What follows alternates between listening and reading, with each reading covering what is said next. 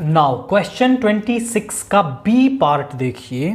Find the value of a and b so that the function f defined as is a continuous function. A और b की value निकालिए जब ये एक continuous function है, मतलब ये हर जगह कंटिन्यूस है आपका। हम यहाँ पर पढ़ें कि किसी पर्टिकुलर पॉइंट पर L H L R H L और उस फंक्शन की वैल्यू उस पॉइंट पर जब इक्वल आती हैं तब हम क्या कहते हैं कि फंक्शन कंटिन्यूस है। अब अगर वो कंटिन्यूस दे रखा है तो ये तीनों आपस में इक्वल होंगी। इसी कंडीशन को हम यूज करके ए और बी की वैल्यू निकालेंगे, बट उससे पहले इस मॉड्यूलस फंक्शन को ब्रेक करते हैं। देखिए, जब x लेस देन 2 है तो यहां पे आप 2 से छोटी कोई भी वैल्यू रख दीजिए, 1.9 माइनस 2 अंदर से नेगेटिव वैल्यू आएगी।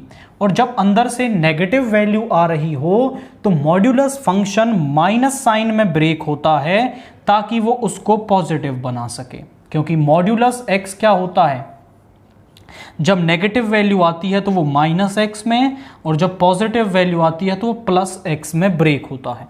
तो यहां पर नेगेटिव वैल्यू आ रही है, मतलब ये क्या हो जाएगा, x माइनस 2, ये बन जाएगा माइनस का x माइनस 2 प्लस a, ये कैंसिल हो गया। तो यहां पे बन गया a minus 1 if x is less than 2, और if x is equal to 2 है तो ये a प्लस b है। और जब 2 से बड़ी वैल्यू रखेंगे यानी 2.1 तो प्लस की वैल्यू आएगी, यानी ये प्लस में ब्रेक होगा। तो यहां पे आ गया b plus 1 if x is greater than 2। Now at x is equal to 2 भी ये कंटिन्यूस होगा, उस पर LHL निकाल लेते हैं। Limit x tends to 2 minus LHL के लिए जो फंक्शन है वो होगा a माइनस 1, क्योंकि यहां x की कोई भी वैल्यू नहीं है तो ये सीधा a माइनस 1 आ जाएगा। RHL निकालें, limit x tends to 2 positive. RHL के लिए फंक्शन होगा जहां पर x ग्रेटर देन 2 है, यानी कि b plus 1।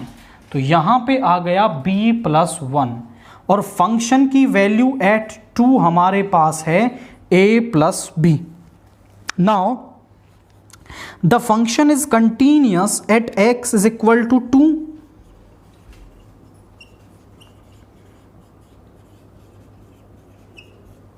At x is equal to 2 जो फंक्शन है वो कंटिन्यूस है, सो जो LHL is equal to RHL is equal to F2 होगा हमारे पास। तो यहां पे a माइनस 1 इक्वल होगा a प्लस b के, इक्वल होगा b प्लस 1 के।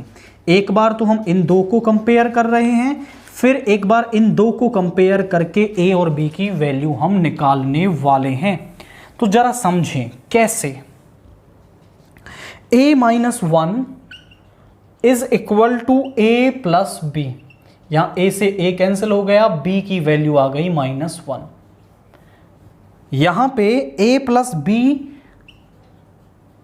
Is equal to b plus 1, b से b कैंसिल हो गया, a इज इक्वल टू 1, यानी जो b की वैल्यू है वो माइनस 1 आई और जो a की वैल्यू है वो भी 1 हमारे पास यहां पे आ गई है। अब समझे कि जब function at x is equal to 2 continuous है तो LHL RHL F2 तीनों इक्वल होंगे, और फिर उन्हें कंपेयर करके हमने a और b की वैल्यू को यहां पर निकाल लिया है।